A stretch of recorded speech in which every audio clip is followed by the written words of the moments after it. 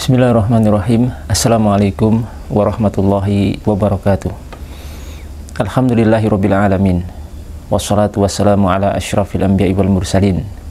Sayyidina Muhammadin wa ala alihi wa sahbihi wa man tabi'ahum bi ihsan ila yaumiddin. Tsumma amma ba'd. Kaum muslimin yang dimuliakan Allah Subhanahu wa taala. Syekh Ibnu Taimiyah rahimahullahu taala memiliki sebuah pandangan berkaitan tentang peringatan Maulid Nabi Muhammad SAW, atau yang dalam bahasa Arab dikenal dengan al-ihtifal bi Maulidin Nabi SAW.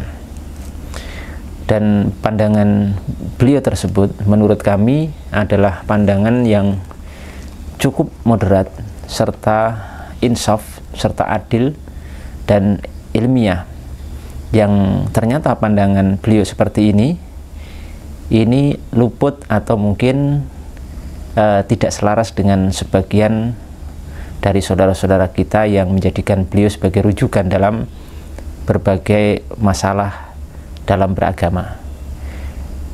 Di dalam kitab Iqtida' Shiratil Mustaqim li Mukhalafati Ashabil Jahim, karya beliau, di sini saya membawa kitabnya, yaitu cetakan Darul Ansor. Di dalam kitab ini atau dalam buku ini, beliau rahimahullah ta'ala saya dapatkan dua pernyataan berkaitan dengan pembahasan masalah Maulid Nabi Muhammad SAW, yang ini insya Allah akan kita sampaikan semuanya. Pernyataan beliau yang pertama itu terdapat di halaman 412. Ya, 412 di cetakan buku yang kami miliki.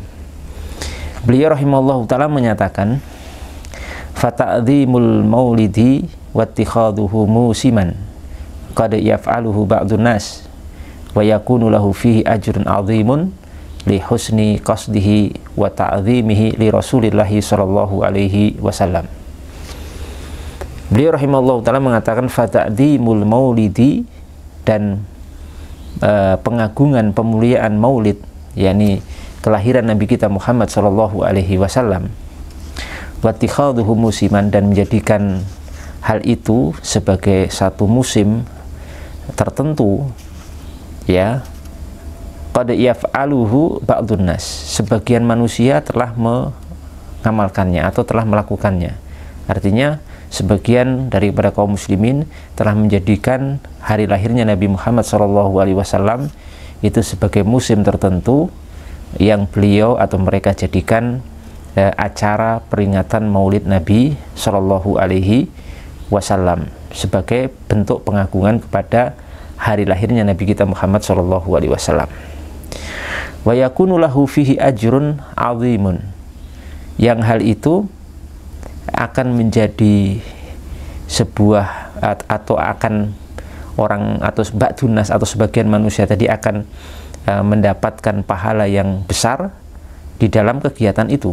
Wa yakunu lahu fihi ajrun 'azimun. Jadi orang yang melakukannya, mereka yang tadi ba'dunas tadi, itu akan mendapatkan pahala, ya, yang besar fihi, di dalam peringatan atau perayaan Maulid tersebut. Kenapa?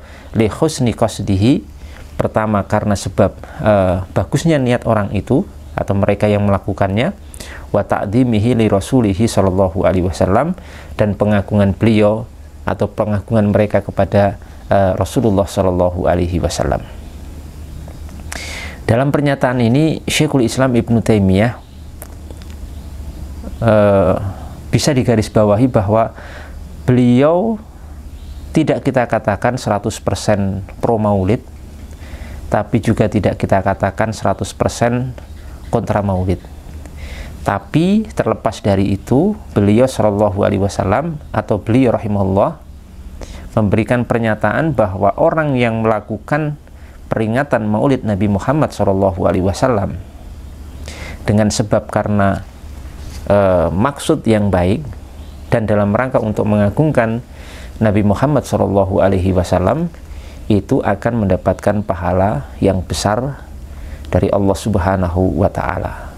Dengan sebab tadi kebaikan niat, yang kedua pengagungan mereka kepada Nabi Muhammad Shallallahu Alaihi Wasallam. Jadi bagaimana Syekh Ibnu Taimiyah masih menetapkan, walaupun kita tidak mengatakan jujur ya bahwa kita tidak bisa menetapkan Syekh Ibnu Taimiyah itu pro maulid 100%, tidak. Tapi minimal pernyataan beliau ini bisa menjadi sebuah pencerahan bagi kita, atau sebagian kita tepatnya, yang begitu ekstrim dalam menyikapi permasalahan maulid Nabi Muhammad SAW yang dilakukan oleh jumhur muslimin di Indonesia atau bahkan dunia. Bagaimana sebagian mereka terlalu keras, seolah-olah tidak ada ruang sedikit pun untuk berbeda pendapat, dan juga untuk memberikan sisi baik kepada mereka-mereka yang melakukannya. Padahal rujukan mereka sendiri, yakni Syekhul Islam Ibnu Taimiyah, bagaimana beliau ini masih menetapkan yang seperti ini, bahwa orang yang melakukannya itu akan mendapatkan pahala, wa yakunu lahu fihi ajrun azimun, bahwasanya mereka akan mendapatkan pahala yang besar dalam kegiatan ini dengan dua sebab. Sebab pertama karena baiknya niat mereka, sebab yang kedua karena pengagungan, upaya untuk mengagungkan Rasulullah Muhammad SAW. Dan tentunya kaum muslimin yang mengamalkan memperingati peringatan maulid Nabi Muhammad SAW juga melakukan karena dua hal ini. Pertama, niatnya baik. Yang kedua apa? Untuk mengagungkan Nabi Muhammad SAW. Ini nukilan pertama ya di kitab Iqtida As-Siratil Mustaqim. Kemudian nukilan kedua masih di kitab yang sama di halaman 407. Qala rahimallahu ta'ala, Syekhul Islam Ibnu Taimiyah menyatakan di halaman 407, qala rahimallahu ta'ala, wa kadzalika ma yuhdithuhu ba'dun nasi, demikian pula apa yang diada-adakan oleh sebagian manusia, imma mudahatun linnasara fi miladi Isa alaihi salam. Kemungkinan pertama karena mudaha, karena menyamai atau menandingi yang dilakukan oleh orang-orang Nasrani dalam kelahiran Isa bin Maryam alaihi salam. Wa imma mahabbatun lin nabi sallallahu alaihi wasallam wa ta'dhiman lahu. Dan kemungkinan kedua karena kecintaan Nabi Muhammad kepada Nabi Muhammad SAW dan pengagungan kepada beliau. Artinya orang yang menjadikan peringatan maulid itu ada dua versi. Versi untuk menyamai, menyerupai, musyabahah, ya, tasyabbuh bin Nasara, atau untuk mencintai dan mengagungkan Nabi Muhammad SAW. Itu versi kedua. Nah, kemudian beliau mengatakan selanjutnya, wallahu qad yuthibuhum ala hadhil mahabbati wal istihadi la alal bidai. Ya, bahwasanya Allah Subhanahu wa taala bisa jadi atau terkadang akan memberikan pahala kepada mereka ya atas kecintaan ini dan atas usaha yang sungguh-sungguh ini, bukan atas bid'ahnya, bukan atas bid'ahnya, bukan atas perkara-perkara barunya. Ya, di sini Syekh Ibnu Taimiyah memberikan pemisahan ya, memisahkan atau membedakan perayaan Maulid Nabi Muhammad SAW dengan maksud untuk menyerupai orang-orang Nasara dalam kelahiran Isa bin Maryam. Kalau ini tendensinya atau tujuannya adalah ini sepakat haram, dilarang, karena memang berarti ada maksud dan ada kesadaran untuk menyerupai orang-orang Nasrani. Jadi maksud tujuannya memang untuk menyerupai orang-orang Nasrani. Maka ini bisa terkena hadis tadi, atau hadis yang sudah masyhur, man tasyabbaha biqaumin fahuwa minhum, barang siapa yang menyerupai satu kaum maka dia termasuk kaum tersebut. Jadi tasyabbuh yang dilarang itu dalam keterangan para ulama adalah tasyabbuh menyerupai dalam arti seorang itu sengaja untuk menyerupai dengan sadar, bermaksud untuk menyerupai orang-orang non-muslim. Itu baru termasuk dalam hadis ini. Ini kita sepakat kalau versi pertama. Adapun versi kedua, kata Syekh Ibnu Taimiyah rahimahullah, bisa jadi mereka melakukan hal itu karena apa? Karena kecintaan mereka kepada Nabi Muhammad SAW dan karena pengagungan mereka kepada beliau. Nah, kalau versi kedua ini dikomentari oleh Syekh Ibnu Taimiyah bahwasanya Allah Subhanahu wa taala qad yuthibuhum, terkadang akan memberikan pahala kepada mereka yang melakukan karena sebab yang kedua tadi, ya, terhadap atas kecintaan mereka dan usaha mereka untuk mengagungkan Nabi Muhammad Shallallahu Alaihi Wasallam. Walaupun memang mungkin jadi hal ini tidaklah merupakan sesuatu yang dilakukan oleh para salaf itu ya, karena memang tidak semua yang tidak dilakukan mereka itu terlarang. Makanya di sini Syekh Ibnu Taimiyah di paragraf ini juga menambahkan fa inna hadza lam yaf'alhu salafu ma'aqiyami al-muqtadalahu wa adamu al-mani'i minhu, atau ma'aqiyamil muqtadalahu wa adami al-mani'i minhu. Masih belum mengatakan bahwasanya sesungguhnya hal ini tidak pernah dilakukan oleh generasi salaf, padahal dengan adanya tegaknya muqtadalahu, hal yang mengandung atau sebab untuk melakukannya, serta tidak adanya penghalang untuk hal tersebut atau dari hal tersebut. Tapi ketika beliau mengucapkan hal ini, beliau tidak menafikan akan kemungkinan mereka ini mendapatkan pahala di sisi Allah Subhanahu wa taala, ya, dengan sebab karena kecintaan mereka kepada Nabi Muhammad SAW dan karena usaha mereka untuk mengagungkan Nabi Muhammad SAW.